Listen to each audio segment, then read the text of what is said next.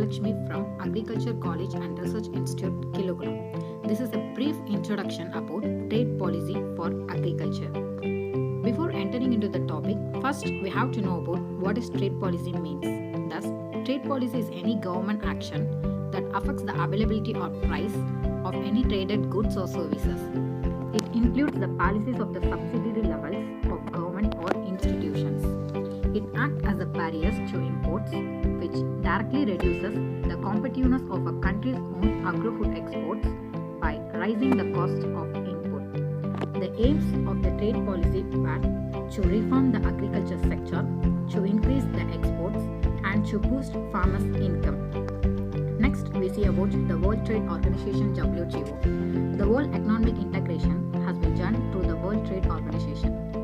The World Trade Organization rules forms the basis of the bilateral free trade agreements in which the countries sign with each other. It is the legal and the institutional foundation of the multilateral trade system, and it is the successor to the GATT. Tariffs reduction, removal of quantitative restrictions, and removing barriers. These were the aims of the WTO. Let us see the futures of WTO. The WTO Agreement on Agriculture contains provisions in three broad areas. They were market access, domestic support, and export subsidies. The functions of the trade policies were oversees the national trade policies, maintaining the trade-related database, and it is a principal international body which is concerned with the multilateral negotiations on the reduction of the trade barriers and other measures that distort competition. WTO and India. India was dissatisfied with the issues such as non-realization of benefits from agriculture agreement on textiles and clothing and agreement on agriculture. Inequities and imbalances relating to trips, subsidies, anti-dumping, non-binding special and different provisions like market access. India's trade policy is reviewed after every 4 years. Agriculture trade policy history. During the period of first 5-year plan, the foreign trade was considered to be almost irrelevant for economic development in India, and hence export policies didn't receive emphasis. The foreign trade was seen as a constrained growth, and India followed a moderately outward-looking economic policy during the year 1955 to 1975. Several agriculture items were under export restrictions in the second-year plan. Many of the export promotions were abolished during the third-year plan. To facilitate the agriculture exports, the fourth-year plan extended the compulsory quality control and grading under AGMARC.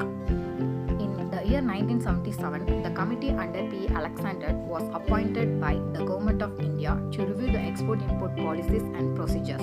The committee recommended for the stability of the export policies, replacement of the licensing system, rationalization of export incentives, and strengthening of the institutional infrastructure for export promotion. In the year 1984, the committee under the chairmanship of Abid Hussain is used to review the trade policies and suggest rationalization and improvements in these policies. India signed the Uruguay Round Agreement on 15 April 1994 at Marrakesh. The aim of this treaty was to eliminate physical controls on agriculture trade by replacing them with bound tariff rates. The Agreement on Agriculture AA came into effect on January 1, 1955, and it marked the beginning of the new era of the agriculture trade policy in India. All agriculture imports other than cereals, oilseeds, and edible oil have been decriminalized. All agriculture exports except onion have been decriminalized. Licensing for pulses, paddy, and coconut, quantitative ceilings for sugarcane, cotton, minimum export price for groundnut tobacco. These were the new trends in agriculture trade policies. Let us see the functions of trade policy. It is to promote efficient allocation of resources, which in turn helps the sector to become competitive and thereby trigger growth. Here are the decisions and the effect of trade policies. Let us see the decisions. Which commodity to produce, where to produce, how much to produce, and how to produce. Let us see the recent trends in agriculture trade policies. It reaches from consumer-centric to farmer-centric. It's taking care of Make in India. It has a regular monitoring mechanism. It has a better coordination with various departments and organizations. Thank you.